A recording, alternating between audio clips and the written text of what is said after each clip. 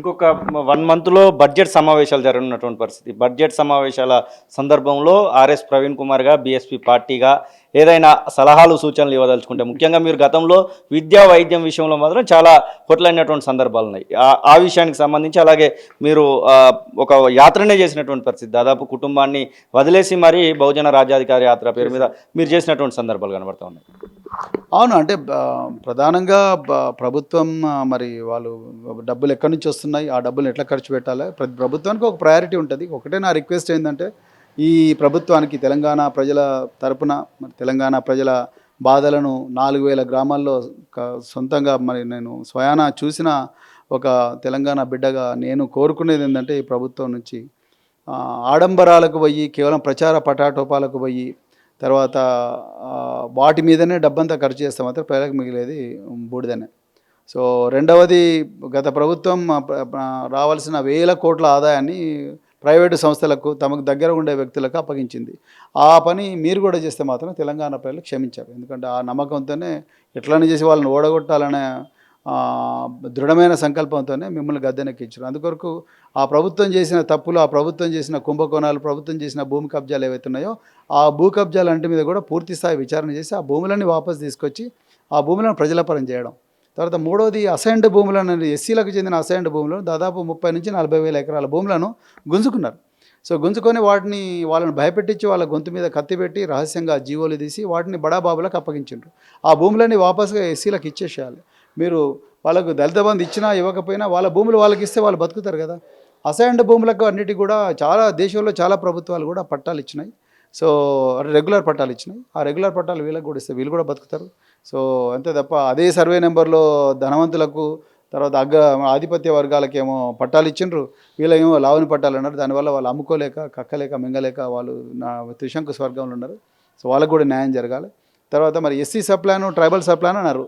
So ఆ SC sub plan, tribal sub plan పేరుకు మాత్రమే, నెంబర్లు మాత్రమే మిగిలినాయి. గత ప్రభుత్వం ఓన్లీ పెన్ డ్రైవ్ ఎమ్మెల్యేలు అందరికి ఇచ్చి మీరు చూసుకునేటోళ్ళు అదంతా మ్యాచ్ ఫిక్సింగ్ అని అందరికీ తెలుసు. సో ఈసారైనా సిన్సియారిటీతోని మరి చేస్తారా, లేకపోతే మళ్ళీ ఆ ప్రభుత్వం శ్వేతపత్రం అడ్డం పెట్టుకొని మా దగ్గర డబ్బులు లేవు, మేము ఎట్లా నడిపించాలంటే మరి వాళ్ళు డబ్బులు లేవంటే ఆ డబ్బులు ఎక్కడ పోయినాయి అవన్నీ తీయాలి. మరి ఇప్పుడు 1,00,000 కోట్ల బడ్జెట్, 3,00,000 కోట్ల బడ్జెట్ సాలీనా.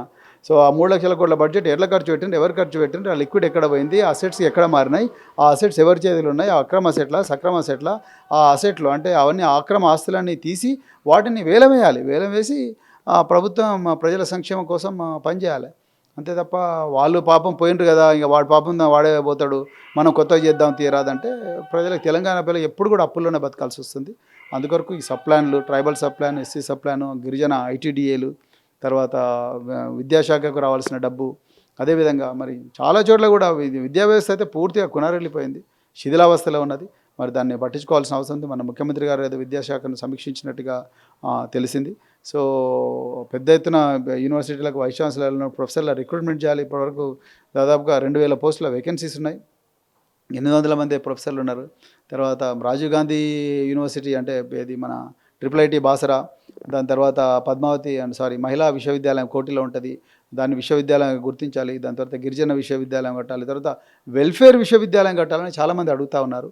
సో అందుకొరకు ఒక వెల్ఫేర్ విశ్వవిద్యాలయం, ఎందుకంటే ఆల్రెడీ వాళ్ళకి దాదాపుగా ఒక 70 డిగ్రీ కళాశాలలు ఉన్నాయి. వెల్ఫేర్ విశ్వవిద్యాలయం కడితే ఆ విశ్వవిద్యాలయం కూడా ఒక స్పెషలైజ్డ్ యూనివర్సిటీగా మారుతుందనే ఒక ఆశ కూడా ఈ ప్రాంతంలో ప్రజలకు ఉన్నది. తర్వాత ఇంకా చాలా అంటే చాలా ఉన్నాయి. క్రీడారంగంలో స్పోర్ట్స్ యూనివర్సిటీ కావాలని అడుగుతూ ఉన్నారు. తప్పులేదు, చాలా చక్కగా పెట్టాలి. తెలంగాణ మొదటి స్థానం ఉన్నట్టు స్పోర్ట్స్ యూనివర్సిటీ కూడా పెట్టాల్సిందే. సో ఆ విధంగా చాలా అంటే చాలా చేయొచ్చు. కానీ వీళ్ళ ప్రయారిటీ ఏముందనేది మరి తెలుసుకోవాలి. ఇప్పుడు ఎంతసేపు గత ప్రభుత్వం చేసిన తప్పులు అవి చేయాల్సిందే, నేను కాదంటాను. కానీ నీ డైరెక్షన్ ఏంది, పోతుంటేనే కాలం కరిగిపోతూ ఉంటుంది కదా. 2 నెలలు అయిపోయింది, 2 నెలలు అయిపోయిన తర్వాత కూడా మీరు అదే ప్రజాపాలన అని చెప్పి మీరు అన్ని వాళ్ళు సమగ్ర కుటుంబ సర్వే చేసినారు, డేటా వాళ్ళ దగ్గరనే పెట్టుకున్నారు. మీరు ప్రజాపాలన అన్నారు, మళ్ళీ మీ డేటా మీ దగ్గరనే పెట్టుకున్నారు. ఆ డేటా ప్రజలకు చెప్పరు. కులగణన అంటున్నారు, అది ప్రజలకు చెప్పరు. సో అందుకొరకు ఇవన్నీ మరి కేవలం ఎలక్షన్ల కోసం వేసే జిత్తులాగానే కాకుండా నిజంగా న్యాయం జరగాలి అనేది నేను కోరుకుంటున్నా. సో ఎనీవే, ఇంకా ప్రభుత్వాన్ని తప్పు జరిగితే తప్పకుండా నిలదీస్తాం. బహుజన సమాజ్ పార్టీ కట్టుబడింది. గత ప్రభుత్వాన్ని వదలలేదు, ఈ ప్రభుత్వాన్ని కూడా వదలం. ప్రజల పక్షాన ఉంటాం. సో మేము ప్రజల గొంతుకగా నిలుస్తాం, ప్రజల కోసం పోరాడతాం.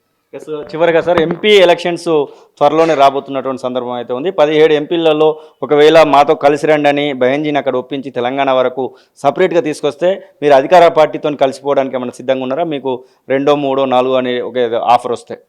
చాలా మంచి ప్రశ్న అండి. సో బహుజన్ సమాజ్ పార్టీ ఒక జాతీయ పార్టీ.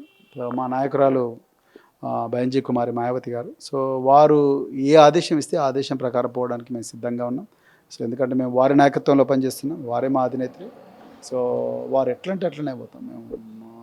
దేశ ప్రజల పార్లమెంట్ ఎలక్షన్లు కాబట్టి దేశంలో ఇప్పుడు రాజ్యాంగం ప్రమాదంలో ఉంది.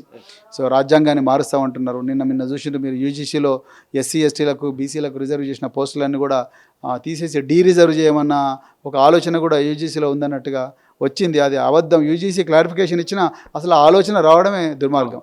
సో అలాంటి దుర్మార్గమైన ఘోరమైన ఆలోచనలు ఉన్నాయి. ఇంకా మీరు చూస్తూనే ఉన్నారు. ఇవాళ బాబ్రీ మసీదును కూల్చేసిన చోట ఒక మందిరం కట్టడం జరిగింది.